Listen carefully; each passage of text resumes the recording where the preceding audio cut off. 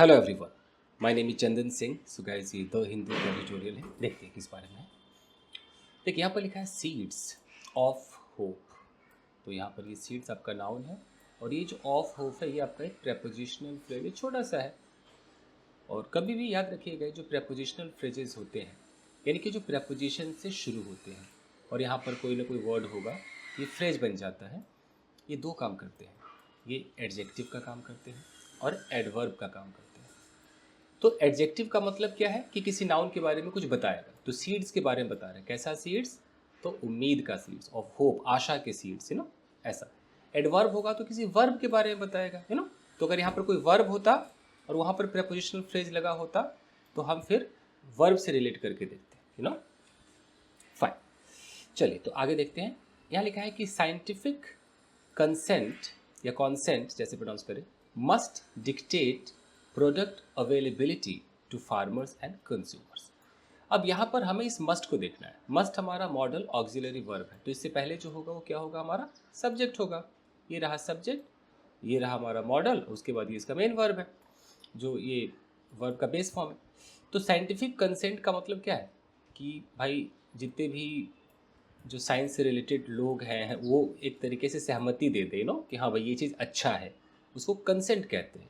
यानी कि मर्जी, यानी कि उनकी उनकी हामी, तो अगर साइंटिफिक कंसेंट मिल जाए तो मस्ट डिक्टेट, ये साइंटिफिक जो कंसेंट है यही बताएगा, आदेश देगा। डिक्टेट का मतलब होता है आदेश देना।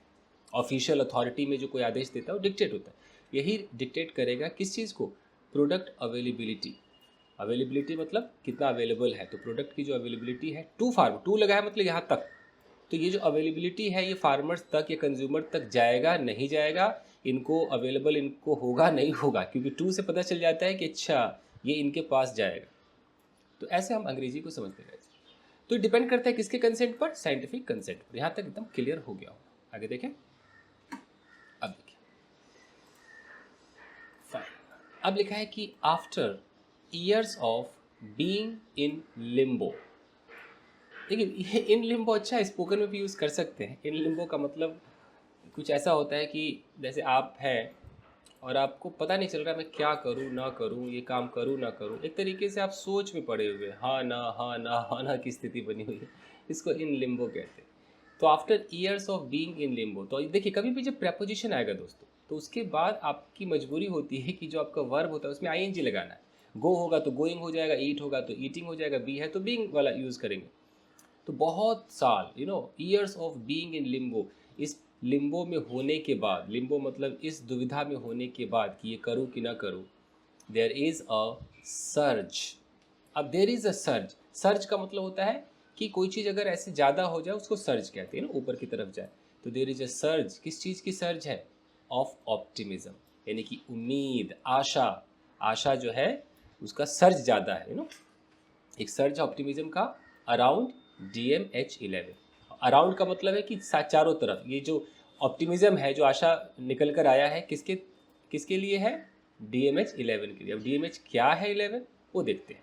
तो इसको DMH11 कहें या, और लिखा है ना, और इसका फुल फॉर्म यूँ बोले कि धारा मस्टर्ड हाइब्रिड 11। शॉर्ट में DMH11, लंबा करना है तो धारा मस्टर्ड हाइब्रिड 11। बस मुझे ये जानना है कि आपको सेंटेंस तोड़ना आ रहा है कि नहीं आ रहा है, ठीक है जी। फिर इस 11 के बाद यहाँ कॉमा लिखा हुआ है। अब इस कॉमा के बाद जो आप सेंटेंस देखेंगे, आपको कलर चेंज करके दिखाता हूँ। ये जो आप सेंटेंस देखेंगे ना, तो एक्चुअली ये एक फ्रेज होगा कि क्या लिखा है कि अ वेराइटी। वेराइटी के बाद यहाँ पर लिखा है कि डेवलप्ड, फिर यहाँ लिखा है using genetic engineering techniques by Indian scientist and public funds, और यहाँ पे फुल स्टॉप।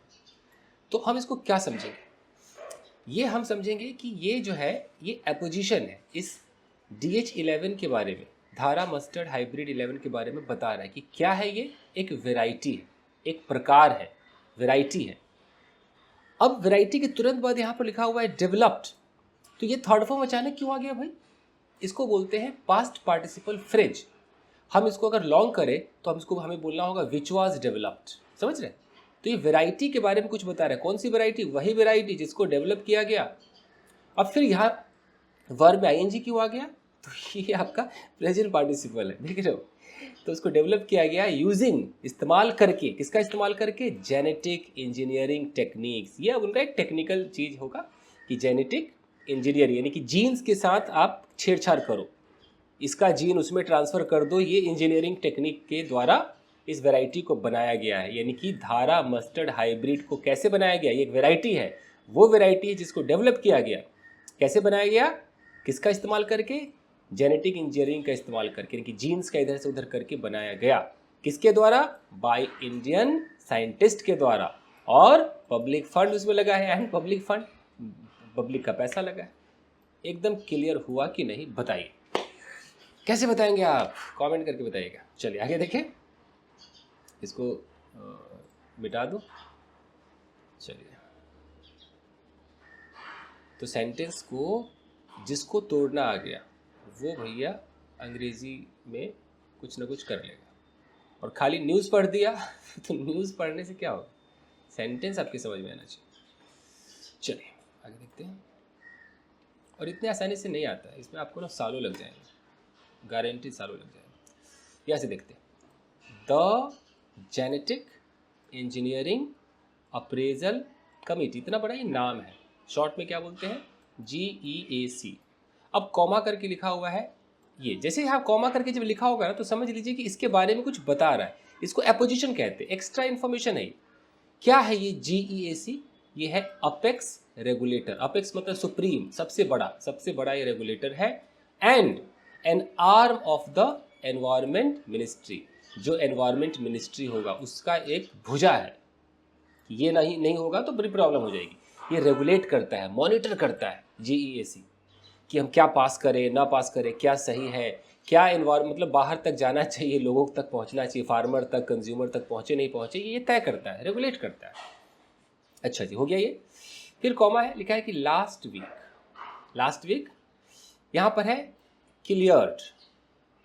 अब थोड़ा सा कॉमन सेंस लगाइए, क्लियर्ड ये तो वर्ब का सेकंड फॉर्म है, यानी कि वर्ब है, तो फिर इसका सब्जेक्ट कहाँ पर है, वर्ब ऐसे कैसे आ गया। तो फिर से चलते हैं, क्या लिखा है, ये the genetic engineering appraisal committee GEAC, ये तो सब्जेक्ट हो गया, और सब्जेक्ट के बाद यहाँ ये एपोजिशन है, तो वर्ब तो मिसिंग है, वर्ब यहाँ है इधर। ये जो GEAC है, क्लियर्ड द वेराइटी, ये जो DMH जो वेराइटी है इसको क्लियर कर दे कि हाँ भाई, किसके लिए क्लियर किया, फॉर एनवायरमेंटल रिलीज, कि अब इसको एनवायरमेंट में रिलीज करने का वक्त आ गया, हमारी तरफ से क्लियर, पास है, समझ रहे। आगे देखिए, कलर चेंज किया जाए। अब है कि the seed can B grown, model का इस्तेमाल बस देखते रहिए। सीड ये आपका सब्जेक्ट, कैन और ये बी के साथ अगर थर्ड फॉर्म आया तो ऑफकोर्स पैसिव हो गया, तो कॉमन सेंस है। तो सीड कैन बी ग्रोन, ये जो बीज है इसको उगाया जा सकता है इन फील्ड्स, यानी कि अब इतना पास हो गया कि खेतों में उगाया जा सकता है। किस पर्पस के लिए, for producing more of its kind. कभी भी प्रेपोजिशन के बाद वर्ब में ING आता है, अगर वर्ब लगाएंगे तो, क्योंकि उसको जेरेंट करना पड़ेगा, क्योंकि प्रेपोजिशन सिर्फ नाउन और प्रोनाउन को लेता है, ऑब्जेक्टिव प्रोनाउन को ऑब्जेक्टिव फॉर्म में लेगा, और नाउन तो नाउन ही है। तो अगर वर्ब को नाउन करोगे भैया तो ING लगाओगे तभी तो जेरेंट बनेगा, जेरेंट मतलब नाउन। हाँ जी, तो प्रोड्यूस करने के लिए more of its kind, it's kind मतलब इसी के जैसे और पैदा कर देंगे, you know, and is a, और ये जो है, ये जो अभी पास हुआ है, is a precursor to it being approved for commercial release. ये एक तरीके से प्रिकर्सर मतलब एक पहला, प्रिकर्सर का मतलब होता है क्या कि प्री लगाया तो पहले की बात है, तो सबसे पहला एक एग्जाम्पल, एक पहली चीज है, जो आगे जो होगा उसका एक फर्स्ट कदम है, यूँ कह लो। तो पहला कदम है टू इट बीइंग अप्रूव्ड, इसका अप्रूव्ड होने के लिए, किस, for commercial release, commercial release में अप्रूव होने के लिए ये पहला कदम है, पहले एनवायरनमेंट में इसको रिलीज किया जाएगा। ठीक है जी, चलिए आगे देखें। आइए, कुछ भी पढ़ाने लायक होगा तो मैं पढ़ा भी दूंगा, लिख करके जो समझाता हूँ। ठीक है, चलिए आगे देखते हैं, कहाँ तक पहुँचे, रिलीज तक पहुँचे। तो अब है कि DMH11 employs genes एम्प्लॉयज़ का मतलब है कि आप किसी चीज़ का यूज़ करते हैं कुछ करने के लिए। वैसे तो एम्प्लॉय का मतलब नौकरी पे रखना होता है, तो मान लीजिए तो DMH11 जो है, तो ये एम्प्लॉय जीन्स फ्रॉम सॉइल। ये क्या करता है कि सॉइल, मिट्टी से, मिट्टी में जो जीन्स होंगे उस जीन्स को निकालता है, उसको यूज़ करता है। फ्रॉम सॉइल बैक्टीरियम, सॉइल के बैक्टीरियम से। देखो बैक्टीरियम सिंगुलर में है, अगर बैक्टीरिया हो जाएगा तो प्लूरल हो जाएगा। तो बैक्टीरियम से, मिट्टी के बैक्टीरियम से क्या लेता है, जीन लेता है। ओके, उससे ये कुछ ना कुछ करेगा, जीन लेता है। दैट मेक्स मस्टर्ड, जो, या दैट आपका रिलेटिव प्रोनाउन है, जो बनाता है मस्टर्ड को, सरसों को क्या बनाता है। और यहाँ कॉमा आ गया अचानक, यानी कि एक्स्ट्रा इन्फॉर्मेशन है, कुछ तो गायब है। दैट मेक्स मस्टर्ड, मस्टर्ड, हाँ ये अमेनेबल, ये है। ये यहाँ से जो आप देख रहे हैं ना, ए से लेकर के और यहाँ तक, ये एक एक्स्ट्रा इन्फॉर्मेशन है। तो हम अभी अपने सेंटेंस को पूरा करेंगे ना, कि जो DMH11 जो है, ये एम्प्लॉय करता है जीन्स को। कहाँ से जीन उठाता है, मिट्टी के, सॉइल के बैक्टीरियम से उठाता है। दैट मेक्स मस्टर्ड, जो मस्टर्ड को बना देता है अमेनेबल, मतलब कि एकदम स्वीकार करने लायक बना देता है, ऐसा कि हाँ भाई वो एकदम रेडी हो जाता है to being crossed with other varieties, ताकि उसका क्रॉसिंग कराया जाए अदर वेराइटी से, यानी कि इस काबिल हो जाए कि इसको हम अदर वेराइटी के साथ जब क्रॉस कराएंगे तो कुछ नया ही बनकर निकलेगा, हाइब्रिड होगा, समझ रहे। इतना काबिल बना देता है। किस लिए काबिल बनाता है, बीइंग क्रॉस्ड होने के लिए with other varieties and producing hybrid varieties, और बाद में हाइब्रिड वेराइटीज़ निकलेगा, समझ रहे। कमाल है। Hybrid varieties are generally more vigorous, यानी कि एक आम सरसों और एक हाइब्रिड वाला सरसों में देखा जाए तो हाइब्रिड वाला जो सरसों है ये मोर विगरस है, ज़्यादा। विगरस का मतलब ही समझ रहे हो ना पूरा इसके अंदर जोश, एक ताकत, बहुत ज़्यादा मजबूत दिखता है, तो ज़्यादा विगरस होगा। एंड मोर विगरस एंड, फिर यहाँ पर देखो कॉमा लगा है, कुछ एक्स्ट्रा बात आ गई।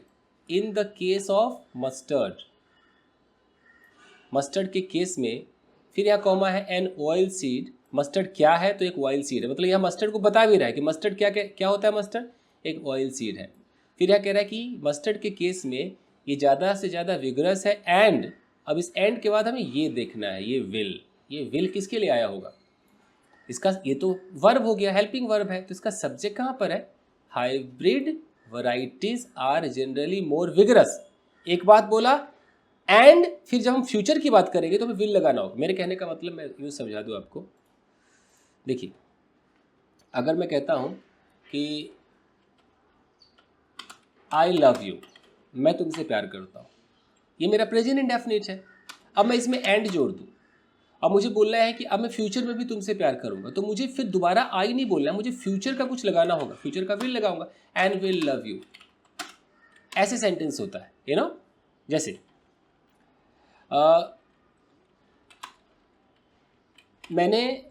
मैं रोज़ 7 बजे नाश्ता करता हूँ, मुझे ऐसा बोलना है, तो मैं बोलूँगा आई हैव ब्रेकफास्ट एट, मान लो 7 AM, लेकिन मैंने अब तक नाश्ता नहीं किया है। अब मुझे इसी में जोड़ना है, मैंने अब तक नाश्ता नहीं किया, तो मैं चाहूँ तो इसमें जोड़ सकता हूँ, but have not had breakfast yet. तो मैं जो आपको बताना चाह रहा हूँ वो ये है कि मैंने यहाँ पर प्रेजेंट इंडेफिनिट यूज़ किया, और जब मैं यहाँ पर बट लगा रहा हूँ तो मैंने दोबारा आई नहीं बोला, क्योंकि मैं आई यूज़ कर चुका हूँ, तो मैं आई नहीं बोलूँगा, बट अगले टेंस का मुझे वो हेल्पिंग वर्ब लगाना होगा ना। ये जो ऑक्सिलरी वर्ब होते हैं ये क्या दिखाते हैं, ये आपका टाइम दिखाते हैं ना टेंस का, कि किस बारे में बात हो रही है, ये ज़रूरी है। ठीक है जी, चलो। तो हम यहाँ पर अगर आ गए कि यहाँ पर जो अचानक यहाँ पर है आर, ये एकदम स्टेट ऑफ बीइंग की बात कर रहा है कि hybrid varieties are generally more vigorous, बड़े ताकतवर होते हैं, और फिर एंड लगा के इसको फ्यूचर दिखाना होगा तो विल लगाना पड़ेगा। एंड ये प्रोड्यूस करेंगे मोर ऑयल, अधिक से अधिक तेल प्रोड्यूस करेंगे। ठीक है, आप समझ में आ गया। चलिए अब धीरे धीरे अगर कोई 1 महीने भी ढंग से अगर तोड़ के पढ़ ले तो मुझे ऐसा लगता है कि काफ़ी हद तक उसे समझ में आ जाएगा लॉजिक, कि ये फ्रेज क्या है, ये एपोजिशन क्या है। सिर्फ वर्ड मीनिंग में बंदा फंसेगा, फिर भी काफ़ी सुधार वर्ड मीनिंग का भी हो सकता है। चलिए अब है कि despite having varieties of mustard, कुछ लोग ये समझते ही नहीं कि डिस्पाइट के बाद हैविंग क्यों लगा है। आइए मैं आपको थोड़ा समझाता हूँ। जब आप डिस्पाइट की बात करेंगे, डिस्पाइट के बाद ऑफ नहीं लगता, याद रखिएगा। तो डिस्पाइट क्या है, अपने साथ क्या लेता है डिस्पाइट? अपने साथ डिस्पाइट लेता है नाउन। ओके, ये नाउन लेगा, ये अपने साथ नाउन फ्रेज लेगा। और अगर आप किसी एक्शन को दिखाना चाहेंगे तो फिर वो एक्शन ऐसे नहीं लेगा, ये एक्शन के साथ आईएनजी लेगा। ठीक है, आईएनजी में आप दिखा सकते हैं। तो अब कैसे होगा? तो अगर मैं यहां पर कहता हूं कि डिस्पाइट, और मैं सीधा कहता हूं despite heavy rain, despite heavy rain, तो यहां पर मैंने क्या दिखाना चाहा? ये हैवी रेन क्या है? एक नाउन फ्रेज है। तो हैवी रेन के बावजूद, लेकिन अगर मुझे दिखाना है कि बीमार होने के बावजूद, तो मैं डिस्पाइट बोलूंगा। वो होने का बी है, अब बी मतलब होना, तो एक्शन दिखा रहा है, तो आईएनजी लगाना पड़ेगा, डिस्पाइट बीइंग इल। अगर मैं पोजीशन दिखाऊंगा कि यार मेरे पास कार होने के बावजूद मैं पैदल जाता हूं, तो डिस्पाइट, अब पोजीशन की इंग्लिश होती है हैव। अब यहां पर आपको इस हैव को ऐसे नहीं रखना है, आईएनजी लगाना पड़ेगा। तो having, despite having a car, ऐसे दिखाना पड़ता है, समझ रहे? तो इसीलिए यहां पर डिस्पाइट है और यहां पर हैविंग लगा है कि despite having varieties of mustard, दुनिया भर के मस्टर्ड हमारे पास है, फिर भी यहां जैसे कॉमा आ जाएगा तो समझो कि थोड़ा सा अलग बताएगा कि ये तो है, इसके बावजूद India continues to be a net oil importer, मतलब लगातार चालू है, कंटिन्यूज। प्रेजेंट में ज्यादातर दिखाते कंटिन्यूज टू बी, क्योंकि अभी भी एकदम कंटिन्यू में। तो इंडिया लगातार क्या बना हुआ है? नेट ऑयल इंपोर्टर बना हुआ है। कि नेट मतलब कि सबसे एकदम खास ज़्यादा तेल जो है वो इंपोर्ट करता है। ड्यू टू, किसके कारण? Poor yields. यील्ड्स का मतलब होता है पैदावार, उपज, प्रोड्यूस। तो जो मस्टर्ड की प्रोड्यूस होगी बहुत खराब होगी, तो इसलिए। क्योंकि देखने में ऐसा लगता है कि मस्टर्ड, हर तरफ तो मस्टर्ड दिखता है गांव घर में, लेकिन अब ऐसा है तो है, बाहर से मंगाती है। चलिए एक मिनट। अब है कि the food crisis due to the Ukraine war has only exacerbated the problem. देखिए प्रेजेंट परफेक्ट टेंस है, यहां पर आपको कहा गया वो हैज है, तो ये आपका हेल्पिंग वर्ब है। इससे पहले सब्जेक्ट होगा। अब सब्जेक्ट देखिए तो द से लेकर के द से वार तक इतना बड़ा सब्जेक्ट है। इस तरह के सब्जेक्ट को हम क्या बोलते हैं? नाउन फ्रेज बोलते हैं। द फूड क्राइसिस, ये आपका हो गया। बीच में ड्यू टू और लगा दिया कि फूड की जो प्रॉब्लम है, किसकी वजह से? यूक्रेन वार की वजह से। हैज़ ओनली एक्सॉर्बेटेड, इसने बढ़ा दिया है, एग्रावेट कर दिया है प्रॉब्लम को बढ़ा दिया है ना। डिस्पाइट, देखो डिस्पाइट के बाद यहाँ देखिए डिकेड्स लॉन्ग ट्रायल्स, आ गया ना ये पूरा का पूरा नाउन फ्रेज डिस्पाइट के बाद। तो डिस्पाइट के बाद कभी बीइंग आएगा, कभी हैविंग आएगा, कभी इस तरह से नाउन फ्रेज आएगा।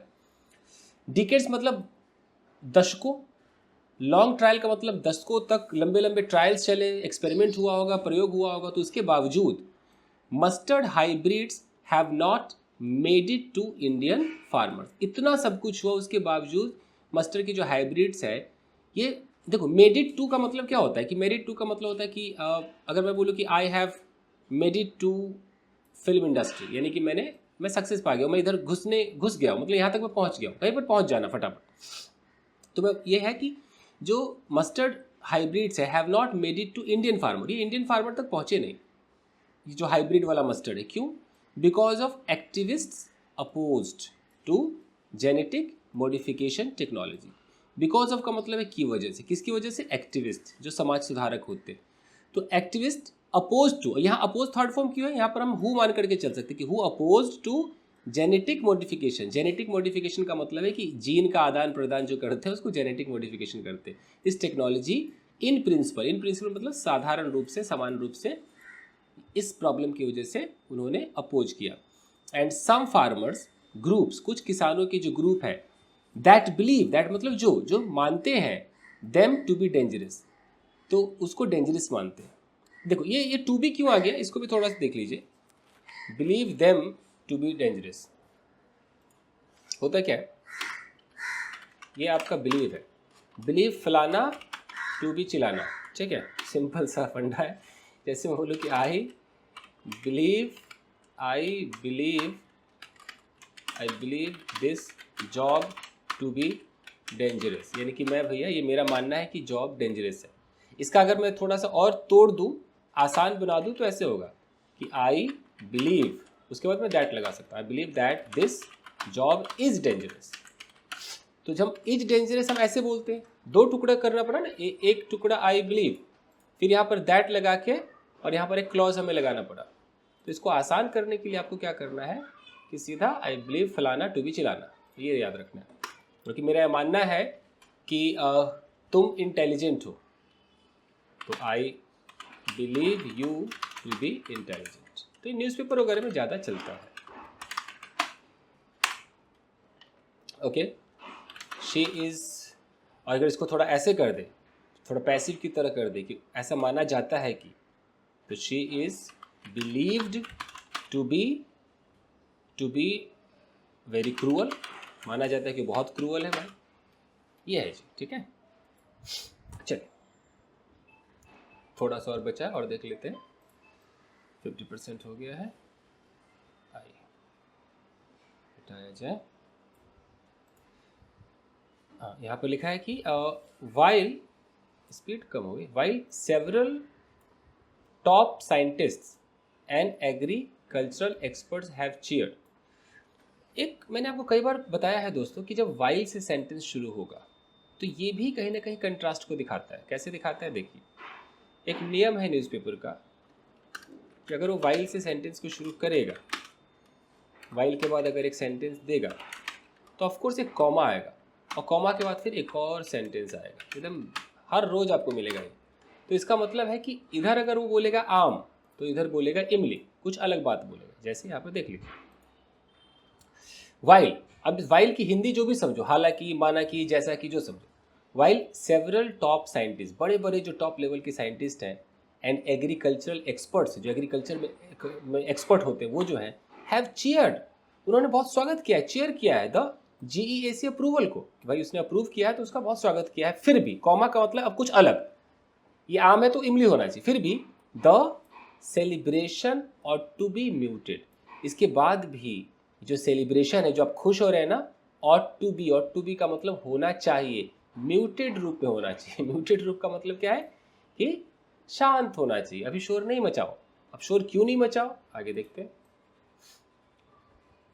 ओके, ये कह रहा है कि शोर इसलिए मत मचाओ क्योंकि इन 2017 2017 में भी GEAC had cleared the plant, 17 में भी इन्होंने क्लियर कर दिया था प्लांट को, and then did a backtrack, और फिर क्या किया, देन डिड किया, एक बैक ट्रैक किया। बैक ट्रैक का मतलब कि मैं जो कह रहा हूँ अब मैं इसको यहाँ पर रोकता हूँ, वापस आता हूँ, फिर से इस पर विचार करूंगा। बैक है ना, बैक ट्रैक किया बाई इंट्रोड्यूसिंग, क्या करके, इंट्रोड्यूस करके, क्या इंट्रोड्यूस करके, एडिशनल टेस्ट आफ्टर प्रोटेस्ट, जब बहुत सारे प्रोटेस्ट हुए कि नहीं नहीं नहीं, तो फिर बोला कि ठीक है अभी हम थोड़ा और टेस्ट करेंगे, अतिरिक्त, एडिशनल मतलब और एक्स्ट्रा टेस्ट करेंगे, और ये करके उन्होंने बैक ट्रैक कर लिया।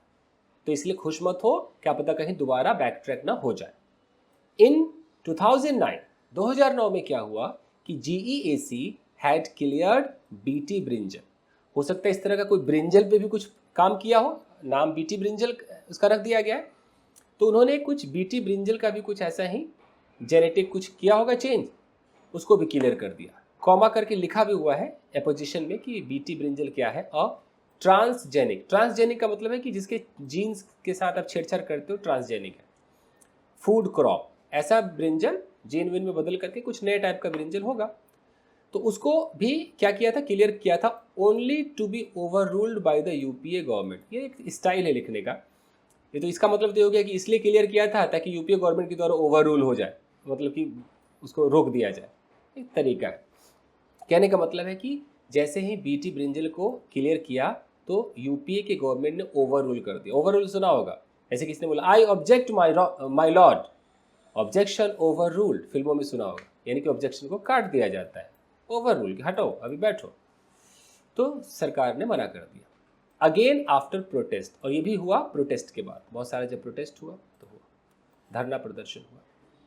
ठीक है जी, आगे और देखिए, चलिए अब क्या लिखा है, एग्रीकल्चर, फिर कॉमा, कॉमा बहुत परेशान करता है, बीइंग अ स्टेट सब्जेक्ट। अब देखो एग्रीकल्चर के बारे में कह रहे हैं कि एग्रीकल्चर क्या, बी मतलब होना, तो being a state subject, state का सब्जेक्ट होने के नाते, मतलब कि मेन होने के नाते, अभी एग्रीकल्चर हमारा सब्जेक्ट है, अब इसका वर्ब ढूंढना है हमें, इसका है ये वर्ब, ये मॉडल ऑक्सिलरी वर्ब में आ गया। तो जो एग्रीकल्चर है मे मेरिट, मेरिट का मतलब आप डिक्शनरी में देखोगे तो एक डिजर्व भी होता है, डिजर्व करना, तो मे डिजर्व पॉलिटिकल स्क्रूटनी, स्क्रूटनी मतलब जांच, कि अगर एग्रीकल्चर की आप बात करोगे भैया तो यही तो मेन है, एग्रीकल्चर ही तो मेन है भारत का, तो ये तो पक्का 100%, हालांकि मे लिखा हुआ है 50%, मे मेरिट पॉलिटिकल स्क्रूटनी, पॉलिटिकल जांच पड़ताल तो होगा ही, before a seed can be commercially released, क्या होने से पहले, बीज का कमर्शियली रूप से आप जब मार्केट में रिलीज कर देते हो कि ये खूब बिके और लोग खरीदे, वो होने से पहले जो पॉलिटिशियंस है वो एक बार जांच पड़ताल तो करेंगे ना, क्योंकि भैया ये तो किसान किसान की बात है, कुछ हो गया तो ठीक है। चल, हाउएवर, फिर भी in the case of transgenic technology, जब हम इस तरह के जो ट्रांसजेनिक टेक्नोलॉजी जहां पर जीन्स में चेंज किया जाता है, जब ऐसे टेक्नोलॉजी की बात करते हैं, इस केस में दीज डिसीजंस, इस तरह से जो पॉलिटिशियन लोग डिसीजन लेते हैं, हैव ओनली सर्व्ड, इसने सिर्फ दिया है, क्या दिया है, सर्व टू थ्रोटल टेक्नोलॉजी प्रोग्रेस, बस इन्होंने टेक्नोलॉजी का जो प्रोग्रेस है उसका गला घोटने का काम किया। थ्रोटल का मतलब होता है रोक देना, दबा देना, नहीं होने देना। अब दो बातें कही गई कि पॉलिटिकल स्क्रूटनी भी जरूरी है, डिजर्व करता है, लेकिन इस तरह के डिसीजन ने यह भी किया है कि टेक्नोलॉजी को आगे नहीं बढ़ने दिया। ठीक है जी, आइए अब कह रहे हैं द होल्ड, होल्ड का मतलब कि जो रोक दिया गया है, जो होल्ड है, फिर कॉमा करके लिखा है कि और the so called moratorium, so called का मतलब होता है नाम मात्र का, मोराटोरियम का मतलब होता है कि एक टेम्पोररी आपने कहीं पर रुकावट, एक रोक लगा दी, उसको मोराटोरियम कहते हैं। सो कॉल्ड भी बहुत इंपॉर्टेंट है, आप इसको भी सीख लीजिएगा। सो कॉल्ड स्पोकन इंग्लिश में तो छाया हुआ है, यूँ समझ लीजिए सो कॉल्ड का मतलब है नाम मात्र का, सो कॉल्ड, जैसे मैं बोलूँ कि you are a so called friend, तुम बस नाम मात्र के दोस्त हो, okay. She is a so called teacher, बस नाम मात्र की अध्यापिका, इस तरीके से आप कह सकते हैं सो कॉल्ड, कुछ खास नहीं, बस ऐसे ही कर रखा है। तो ये जो रोक है ये बस एक सो कॉल्ड मोराटोरियम है। फिर है कि on BT brinjal persists and it was only in 2020। अच्छा, ये जो द होल्ड है, बहुत ध्यान से अगर आप देखेगा, ये द होल्ड हमारा सब्जेक्ट है, तो इसका वर्ब कहाँ पर होगा, इसका वर्ब ये परसिस्ट है, देख रहे, ये सिंगुलर, ये सिंगुलर। अब कॉमा पे इसलिए मैं कहता हूँ कॉमा पे ध्यान दीजिए, इस होल्ड के बारे में बस एक्स्ट्रा बताया कि होल्ड क्या है, बस एक नाम मात्र का एक रुकावट है, एक मोराटोरियम है।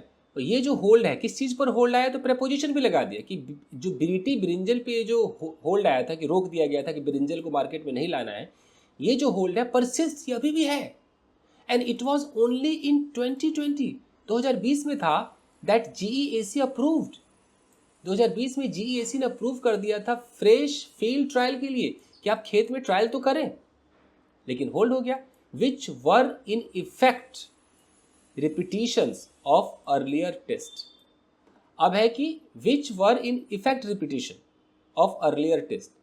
इफेक्ट का मतलब क्या होता है, उसका जो इम्पैक्ट पड़ता है, प्रवाह क्या बोलते हैं हिंदी में, प्रभाव सॉरी। रिपीटिशन का मतलब होता है बार बार, और टेस्ट का मतलब है टेस्ट करना, अर्लियर का मतलब है पहले। तो विच वर इन इफेक्ट रिपीटिशन यानी कि वही है, बार बार टेस्ट किया किया किया, इतना करने के बाद मतलब कुछ भी हुआ नहीं, कहने का मतलब है कि आप कितना भी टेस्ट कर लो, आप अपने फैसले आप अप्रूव करो, फिर वापस ले लो, फिर उस पर टेस्ट करो करो करो, तब भी रोक लग गया तो लग गया। तो ये है, तो फिर से देख लीजिए कि जो होल्ड है, जो मोरेटोरियम है ब्रिटिश ब्रिंजल पर, वो आज भी है, और इट वाज ओनली इन 2020, से 2020 की बात है, that GEAC approve fresh field trial किया था इसने, which were in effect repetitions of earlier test. वो इसलिए था कि भाई इतने सारे टेस्ट हो गए थे तो उसका ये हो, बट हुआ नहीं कुछ। इट इज़ अनक्लियर, ये बिल्कुल अनक्लियर है if it will be available in the immediate future. और चूंकि इस पे होल्ड लग गया है तो ये भी बिल्कुल साफ सुथरा नहीं है कि फ्यूचर में अवेलेबल होगा भी बीटी ब्रिंजल या नहीं होगा। ठीक है, ओके, चलिए आगे देखते हैं।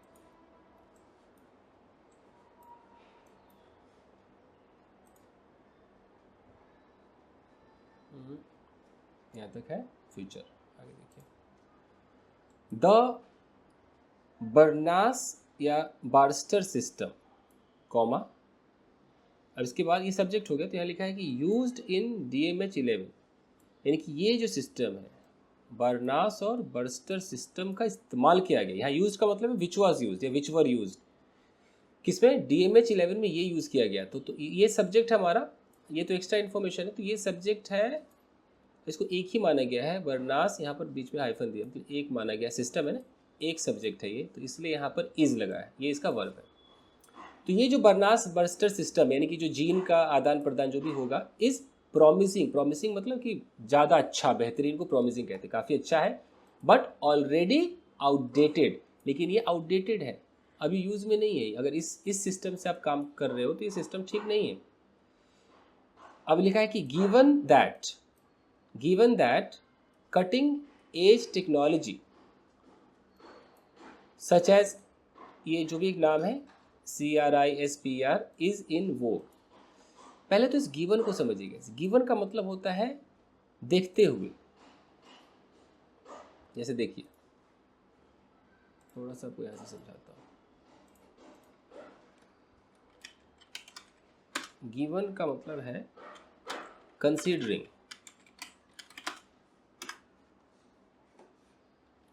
जैसे अगर कोई यहाँ पर कोई बहुत बुजुर्ग है और मैं कह रहा हूँ कि इनके उम्र को देखते हुए, तो मैं कैसे बोलूँगा, ऐसे बोल सकता हूँ मैं कि गिवन हिज एज, इनके उम्र को देखते हुए, given his age he should not do this work, इनकी उम्र को देखते हुए उनको ये काम नहीं करना चाहिए, कुछ इस तरीके से।